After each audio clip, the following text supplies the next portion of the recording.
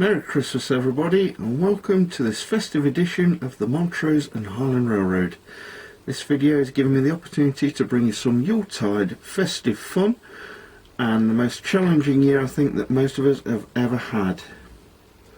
I hope you've all managed to stay safe and you've taken the opportunity to continue to build your layouts, complete projects and run some trains.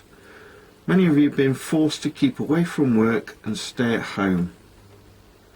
I never expected that I would have so much time to create so many videos for you all as I did this year. I had 7 months off without work and I think I was able to use the time wisely. I got a lot of things done on both the Montrose and Highland and also my other layout, the Cascade layout.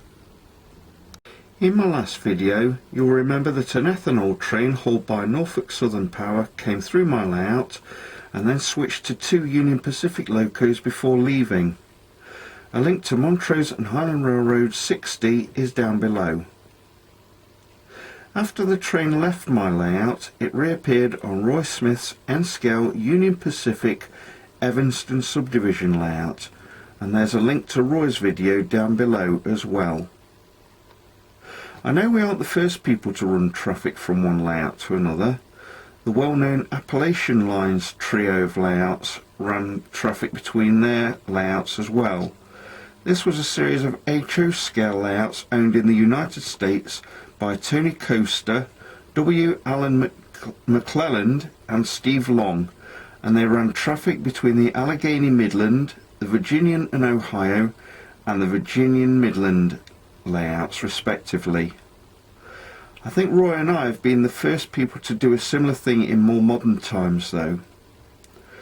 Our project raised a few eyebrows in the modelling world in the United States, and I know Vinny of BNSF 6951 fame mentioned our train in his live programme last week, and he indicated that he too would like to be involved in running a train onto Roy's layout at some point in the future and having a video to show it. The whole premise was received positively by the community, and I think it may happen again sometime in the future. I am certainly keen to do this, and if you have a layout where you would like to either receive or dispatch traffic onto the Montrose and Highland, then please either leave a comment below or get in touch. Earlier this year I brought you some clips of my friend Lackey's layout, which is called Sandy Creek. Since I was last there in July, Lackey has made some improvements to his track work and to his scenery. Let's take a look and see what he's been able to achieve. Welcome to the Sandy Creek Railroad. Quick video for Andy on his Montrose and Highland Railroad. Hope you enjoy.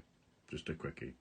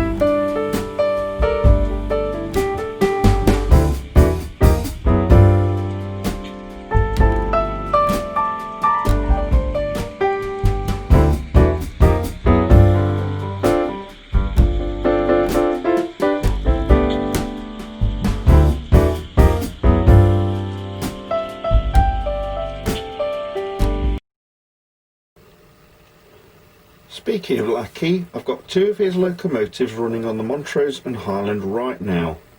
They will be spending the Christmas and New Year period on the layout and have been earning their keep. 4838 is an SD70 ACE in CSX livery, while 9002 carries a well-worn Indiana Railroad livery. The latter locomotive has a temporary numbering to 9008 in its decoder because I also have 9002 in my fleet, albeit a lot cleaner example.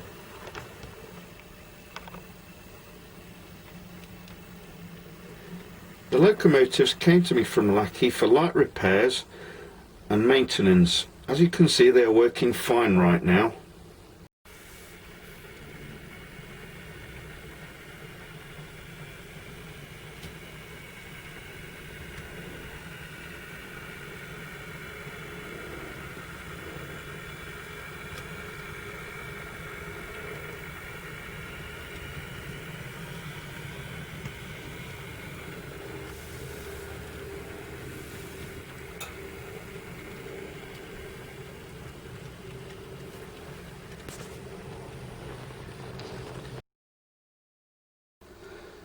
I've done some track work projects since the last video in three separate areas of the layout. I firstly replaced a switch in Cherry Valley Yard, just here, as the spring in the mechanism in the original switch was not working properly.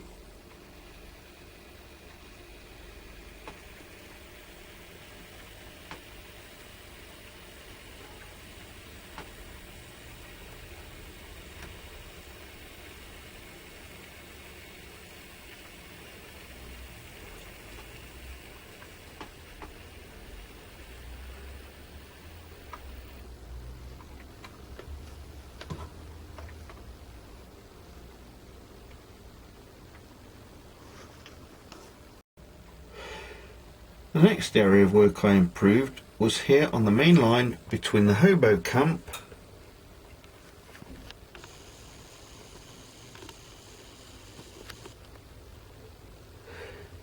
and the future morning harvest plant.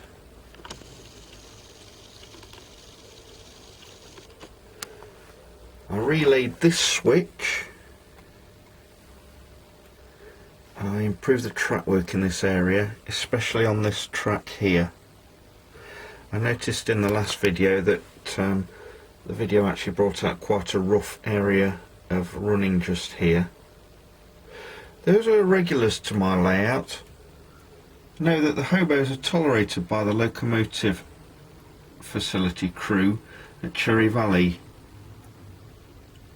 In return for letting them live by the line side, the hobos keep watch over the facility as unofficial security staff. They must do a good job as the staff on the MHRR provide them with a Christmas dinner every year to say thank you. Bill, Ed, Frank, Colin, Hank and Screaming Arthur share a hot fire, good food and friendship over the Christmas holidays.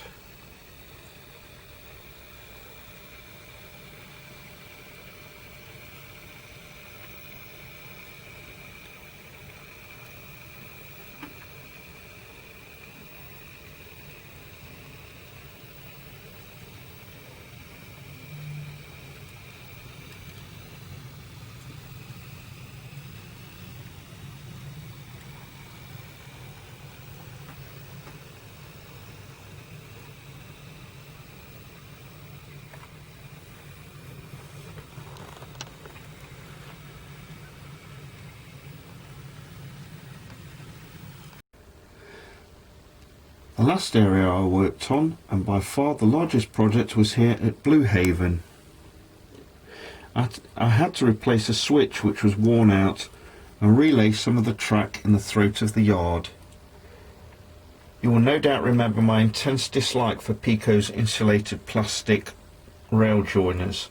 They keep coming off the frogs of the switches and are a real pain in the neck to deal with. To replace a switch and relay some track, I ended up having to adjust 3 extra switches in the area I moved 3 other pieces of track because the insulated rail joiners did not play ball and stay attached to the track where they should. One of my least favourite jobs is to replace a failed switch because of all the upheaval it causes. Once the project is completed and the track rejoined and fastened down again, I can breathe a sigh of relief and watch trains going over the new section of track, hopefully without misfortune. And now for something completely different.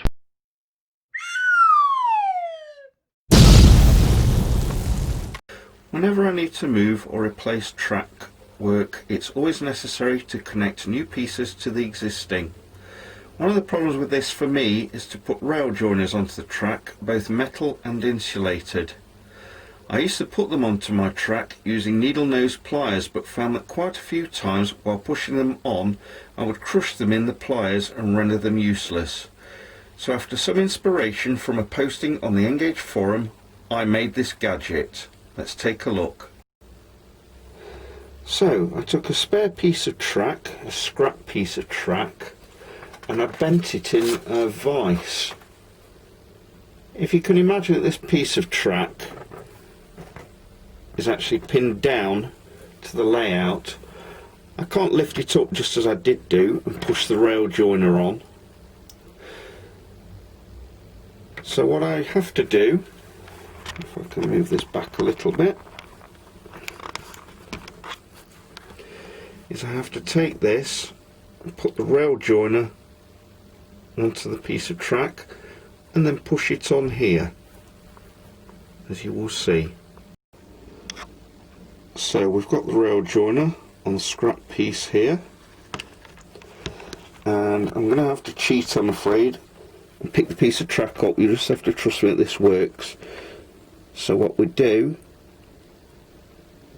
is we push it on here like this, hold that in place and remove the gadget. As you can see, the track joiner is now in place. If you can imagine, if this track was pinned down and I tried to put it back on, I can do it with my fingers and thumb, but it's not nearly as easy as using this old bent piece of track here. Anyway, I think it's a good tip. If you've got some track that needs replacing and you need to put rail joiners on, then give this a try.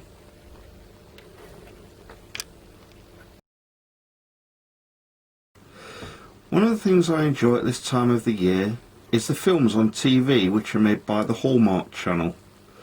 Now, before I'm accused by you of being a hopeless romantic and a big softie, it's not for the romance that I watch these films, I promise.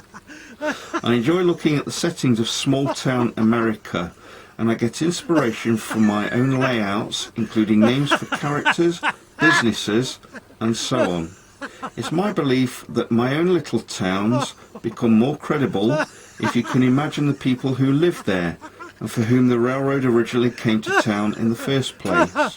When I look at other people's layouts on YouTube, I find myself wondering, if I was living in the towns modelled on those layouts, would I enjoy living there? If the answer is a positive one, then I think I would enjoy watching the layout all the more. If the town doesn't seem realistic, or if I can't imagine N-Scale Andy living there, the layout's not nearly as enjoyable to me.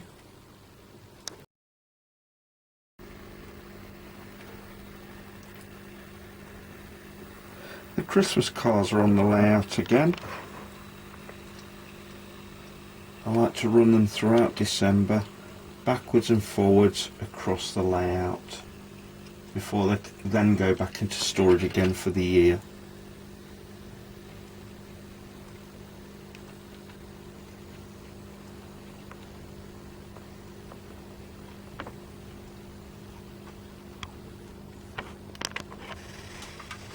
Please excuse the hasty camera work.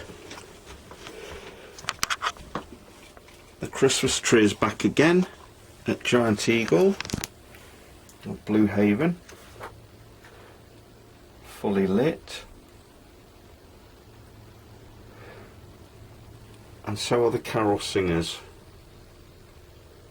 and Father Christmas. Back again over to South Pine, and Denny MacDonald at the All Aboard Diner in South Pine decided to do something for the town. He had the caboose moved temporarily to this side of the road, and he's got the mulled wine stand put up for his customers to enjoy after a meal and to warm them up while they watch trains at the rail fan park. At first, the proprietor at the Jugs Sports Bar next door, Dusty Miller, was not happy with this and tried to have the stand removed. However, in the spirit of Christmas, Denny and Dusty agreed to split the proceeds 50-50, and the stand stays at least until the holiday season has passed. There's a new car on the layout, a tank car which carries chlorine. It was actually going to be sent to Dats in Pennsylvania for Christmas to run on his Closet Branch layout, but Dats agreed that it should stay on the Montrose and Highland layout on a long-term loan so that he can see it running on his favourite layout. I'm very happy to do this. Thank you for watching my Christmas video. I hope Santa brings you something nice for your layouts and that you take time to be with loved ones after a truly horrible year. Stay safe everyone, Merry Christmas and a happy and peaceful New Year.